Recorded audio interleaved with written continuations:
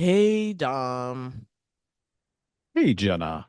Hey, this weather is killing me. This stupid hurricane. Is it a hurricane or is it just a tropical storm? At this point, I think it's a tropical storm, but It's yeah, annoying, is what it is. I it can't take is. another day of gray overcast. And and yes, rain. I miss my running. I can't run in the rain.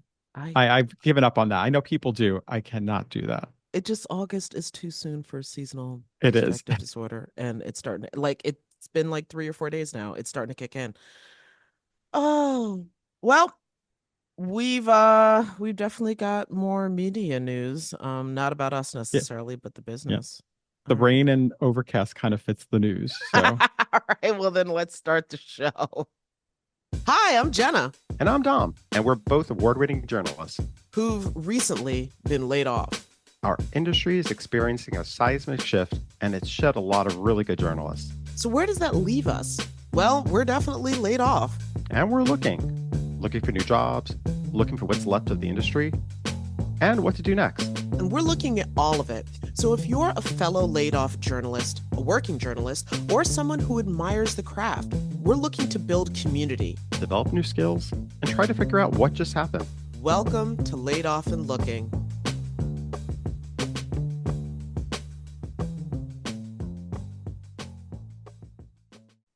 Yeah, so how does the news about the media business match the atrocious weather? it's really bad. Um, Exactly.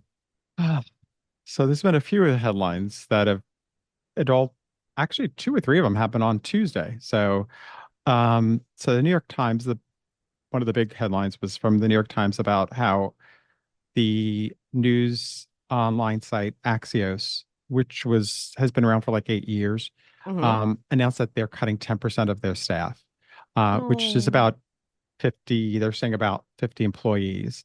And Jesus. kind of typical decision saying, listen, it has to do with the changing of the media landscape and we have to, AI also plays a part in this.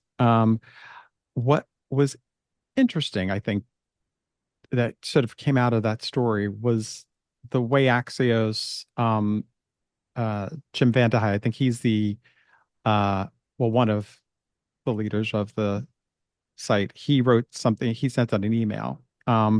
And so Axios is known, if people who don't know it, they send out emails, they're known for their smart brevity. That's their term, smart brevity, which is being really succinct with your sentences and which is, to the point and being really brief. And they send out emails and they're kind of like headline, bullet points, next headline, why it's important, what does it mean to you, that kind of thing. So it, Oh, okay. Because I'm just like, that just sounds like brevity, and you just put smart in there to make it sound more important. But well, because once I you guess it, explain it, but yeah, they kind of, so that's kind of their shtick. And okay. it works because people who are busy, that's oftentimes you get something in your email box that you see a headline like here's the big story of the day, and it's broken down really simply and kind of here's the nuggets that you really want for this story. So they sent a similar type, they sent their email out regarding the layoffs on Tuesday Hmm. in a similar fashion, in a similar format, I should say, which Wait, caught they some sent out their layoffs in a smart brevity brevity. email? Yes, yes.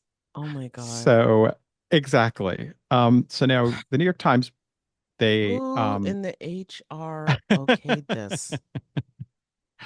so no, Katie Robertson for the New York Times is the one who posted this on her Twitter feed, and I'm just going to read a small portion from it. This is at the very, I guess the very top section of it. Okay. They announce like difficult changes is the headline. Hold on. Quick Go ahead. question. Did she tweet out the whole thing, or was it like a screen grab or like, Screen grab okay, of different parts of the email smart br brevity. brief.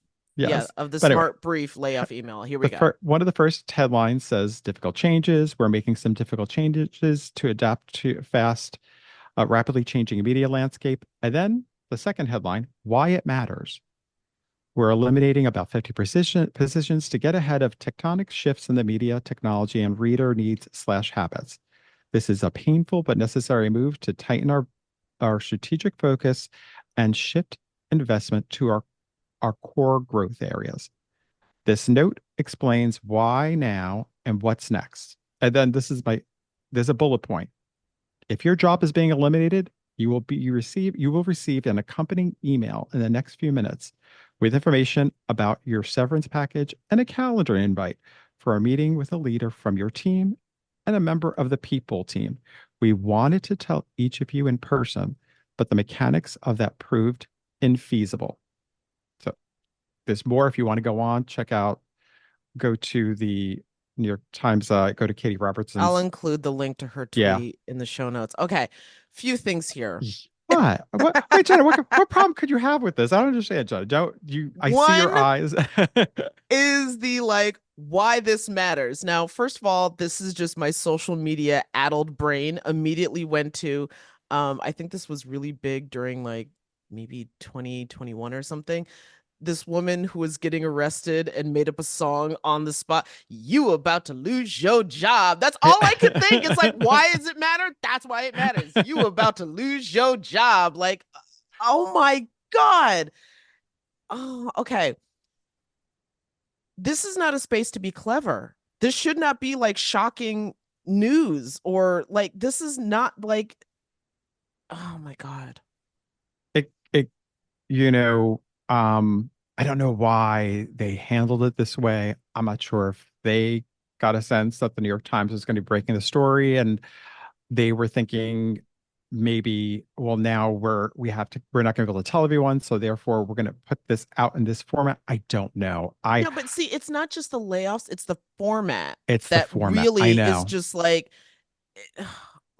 before I push you off the cliff, let me slap you in the Well, face or something. they're treating the story as a news story. And for me, it's like when you're laying people off, especially from the company you work for, that's separate. Like you want to treat it as news, that's something you could put out in your email to the public, Well, whatever I you're was gonna say doing. you should treat it as that is a news story. Like it's very important, I think, Exactly. for media organizations to self-report publicly when they're laying people off. Of course. But when you're sending it an internal memo, Yeah. that's the part that gets, even if that's your, even if that is your format, even if that is what the company is about, it's still an odd way to send out. And there's more to it. It's not just that. The email is much longer, and they talk about again how they're going to be reinvesting in, local journalism.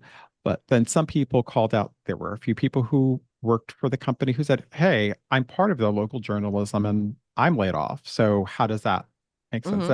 And who knows why? But I do think, for me, what I took from it was just what's interesting is how management handles these situations, Mm-hmm. difficult situations, and how sometimes I think they might think they're handling it with care, but then at the same point, it's kind of like, yeah, you kind of dropped the Not. ball on this one.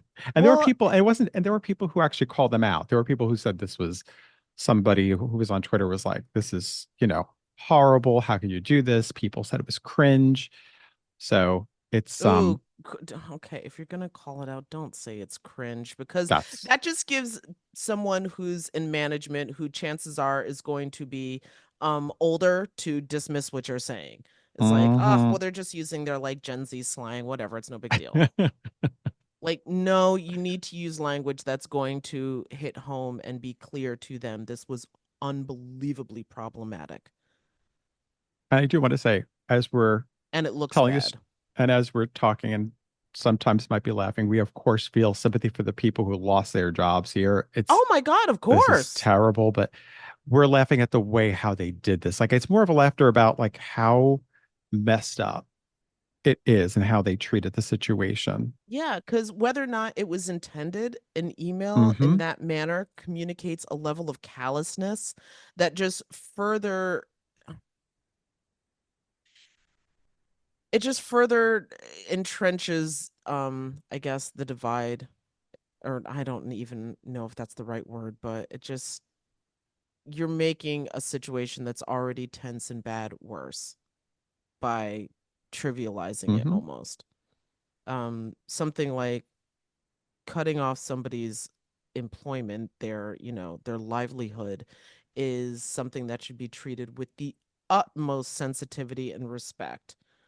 And I don't know, it's really disturbing to find out that like people have someone on their, maybe multiple people on their team who just don't seem to be able to do that, or who Yeah. do it with complete like, emotionless, stone-faced. Like, I get it's uncomfortable, but as uncomfortable as it may be for you to deliver, and listen, there are times when that unfortunately has is what it comes to. Mm, But yes. whatever it is you're feeling delivering this news, it is nowhere near as bad as the person on the receiving end whose world is literally falling apart as you sort of give your, I don't know, focus group managed explanation as to why.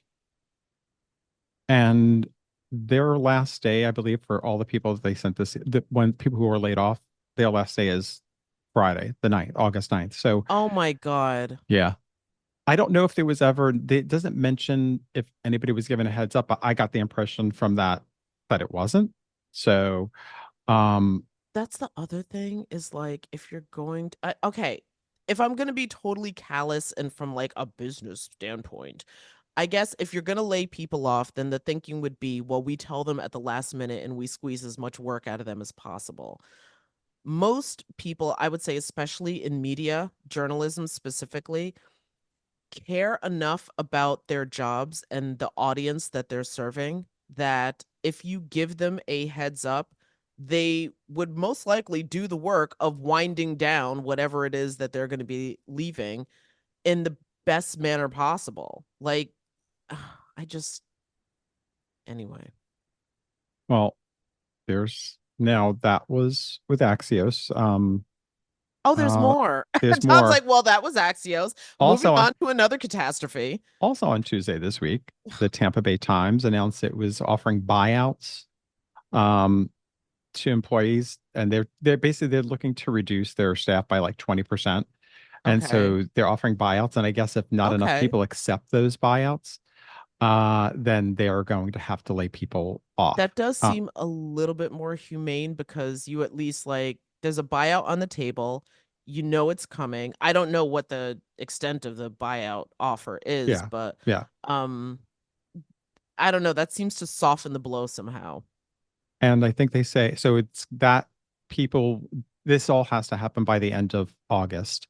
They're looking Jesus. at like losing 60 jobs. Jesus. So now there's also what they meant, the Tampa Bay Times also mentions is the fact that the executives will take a 10% pay cut for the rest of the year, while the chairman and CEO is taking a 20% pay cut. Um, That doesn't help the people who will be losing their jobs anyway, but I will say that at least optics wise, right, that looks a lot better. It feels a lot less icky than if the headline were they took a raise and then offered correct. buyouts and laid people off. Which we've seen happen. You know Yeah, what I we mean? have seen happen, yeah. We've seen happen where, it's just it still goes on. When people don't even mention it, then that's also sometimes the assumption is the fact that if you're not mentioning it in your story, then more than likely you're probably that's still going on. Oh God. Another story that broke, now this one was reported in the Hollywood Reporter, was how, I'm sorry, before I get there, also on Tuesday, it was mentioned that uh, Future PLC, which is a British publishing company, um, Okay. or they announced that they are shutting down broadcasting and cable, um, and multi-channel news. So broadcasting and Oh cable is has been around God. since like 1930. It is an Well, wait, there industry. weren't TVs back then. Wait, what? Yeah, This got to be like radio broadcasting or something. Because maybe, when I yeah, think right. cable, I think Oh like yes, it's evolved. It's evolved. It's not, no, it there was not that. weren't TVs. Wait, what? It's been Okay. around, yes, but they have, yes, exactly. But they were obviously, but the newspaper has evolved. And anyway, so they said that that which reports on like, the entertainment industry, um, and the industry that's closing down. I don't know multi-channel news. I'm not as familiar with them, but they are also shutting down, which is, big to be losing to. Again, it's just more places that are going. the fourth story, which is one I thought was also really interesting, was a Hollywood Reporter. Uh, so they're reporting that Ziff Davis, which is a digital media company, Hmm. cut a deal to buy CNET, which is a tech online, I've heard, yes. and they're buying it from Red Ventures for about $100 million. So Okay, they're that's a buying, lot the of plan is money. they're spending $100 million to buy CNET.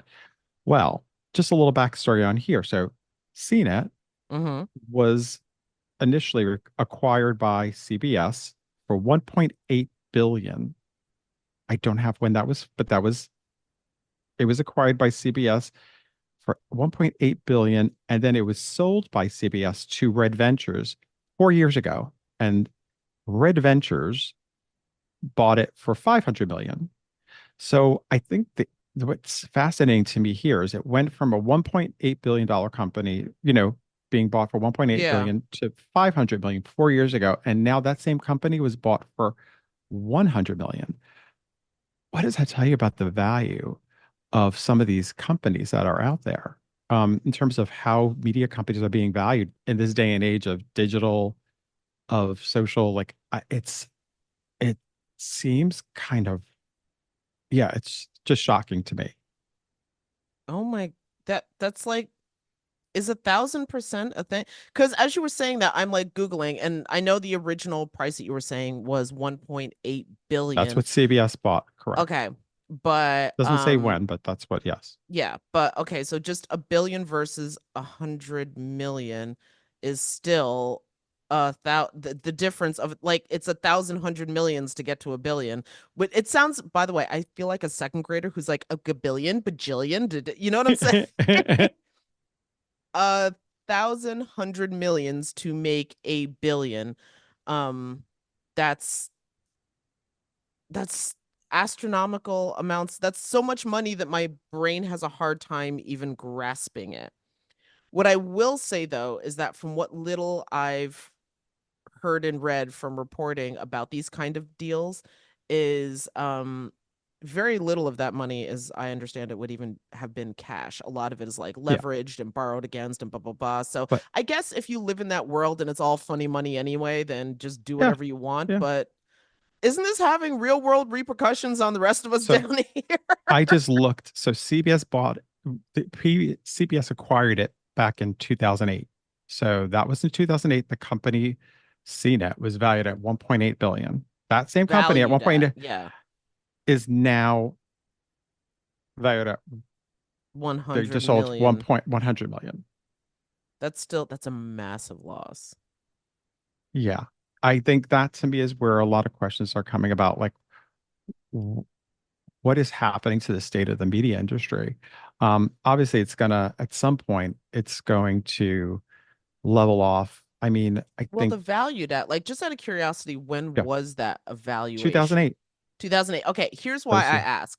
Because in my unemployment malaise, where I have engaged in rerun watching because it's comforting when I know what's going to happen. No surprises like Jenny, you're getting laid off. Okay, so so I say that to say that in rewatching the Apple TV documentary about WeWork, and that company at its height was valued um by investors or something at like $45 billion. But then after all of the, like, the fact that they were just hemorrhaging money and like all of their internal problems were laid bare, then and then I think they had to file for bankruptcy or whatever. But the point is that the valuation, like a few years later, came way down. Like I think it was most recently on the market. I can't remember for how much.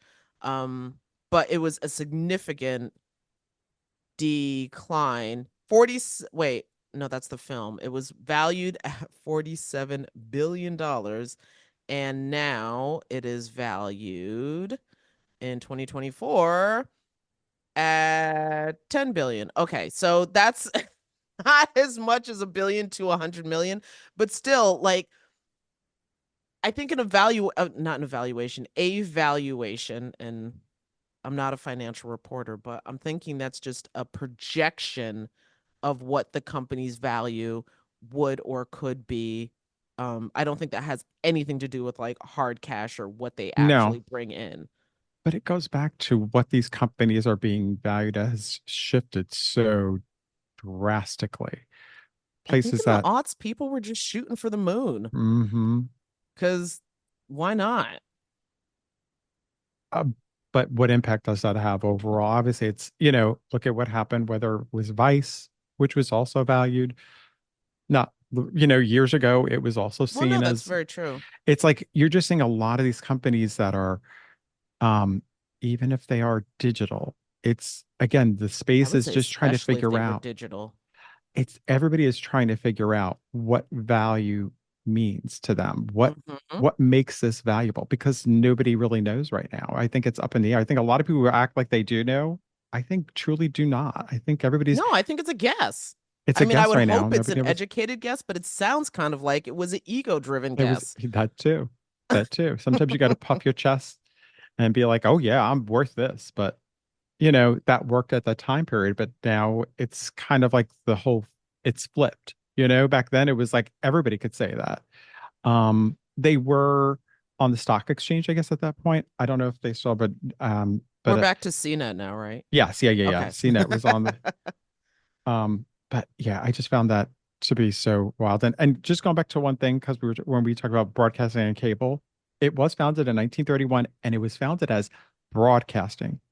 So Okay, no, that makes sense because again, like, they added the name changed over the years, but yes, they added the cable part. But um, I think it's cable just a and I lot. think TV. But there's just a lot going on. You know, Oh, it there's a just like there was lot definitely a lot going going. on.